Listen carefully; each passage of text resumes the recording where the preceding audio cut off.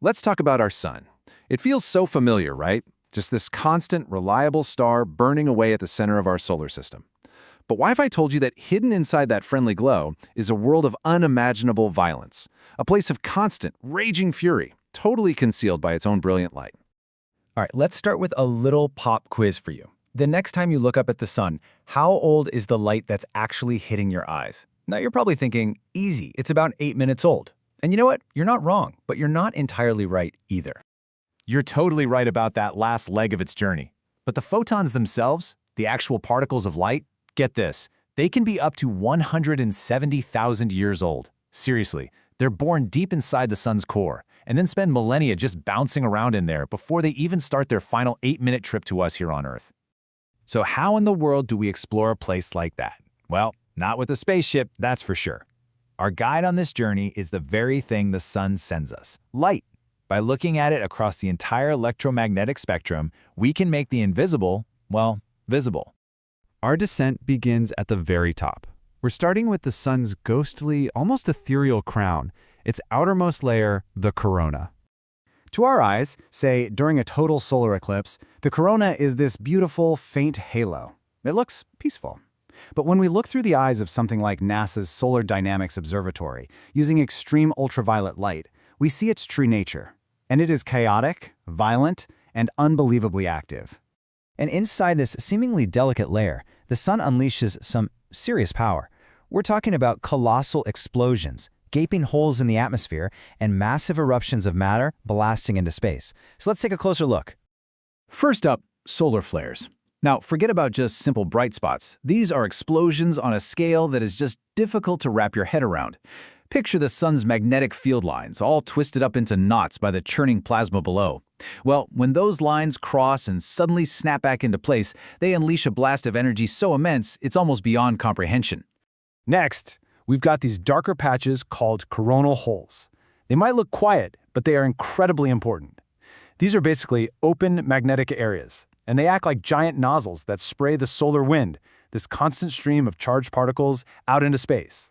And when that wind slams into Earth's protective magnetic shield, our magnetosphere, it lights up our sky, giving us those stunning auroras. Now look at the sheer scale of these structures. These are solar prominences, these giant arcs of plasma anchored to the sun's surface. They can stretch for hundreds of thousands of kilometers out into space, making Earth look like a tiny little speck in comparison. And they can just hang there for months.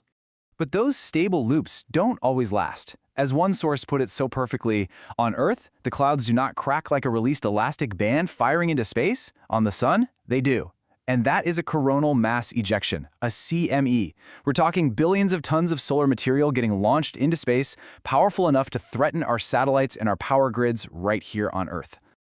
Okay, let's head even deeper, moving from the vastness of the corona through a couple of thin but incredibly strange atmospheric layers, the transition region and the chromosphere. Now prepare yourself for something that makes absolutely no sense. As we sink deeper toward the sun's surface, you'd expect it to get hotter, right? Wrong.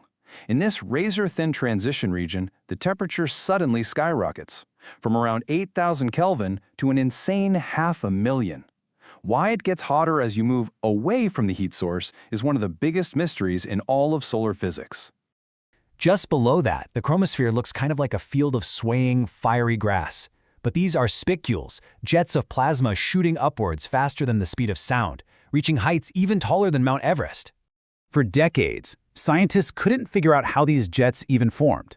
Their computer models always failed because the sun's powerful magnetic fields should have kept all that plasma trapped.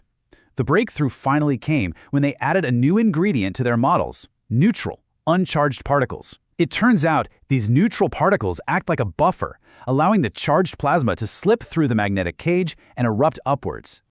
We've passed through the atmosphere, and we've now arrived at the surface that we actually see from Earth. This is the photosphere. Okay, first things first.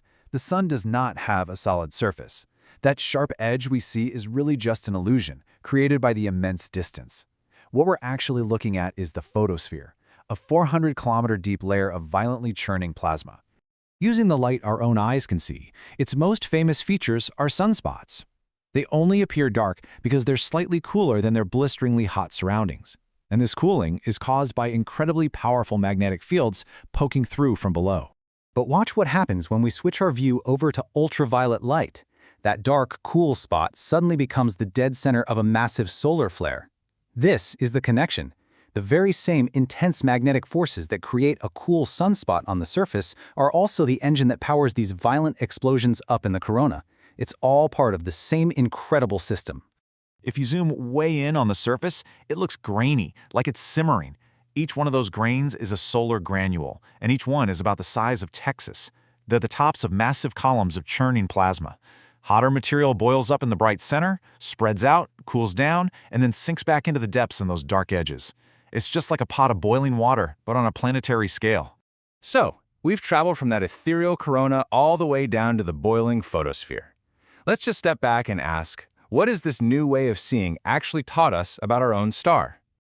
By looking beyond what our eyes can see, the sun really came into focus. We saw the corona's storms, the chromosphere's plasma jets, and that deep connection between sunspots and solar flares. We've learned that it's not a collection of separate layers, but one vast, interconnected engine of cosmic violence, hidden in plain sight the whole time. But this is where our journey has to end. The photosphere is the deepest we can directly see. Everything below it, the vast convection and radiative zones, and the core itself where that 170,000-year-old light is born, is still a mystery. We know it's there, but we can't see it. Not yet, anyway. And that really is the nature of discovery. Every layer we peel back, every mystery we solve, it only reveals even deeper questions. We've used light to glimpse the sun's hidden fury, which leaves one final burning question.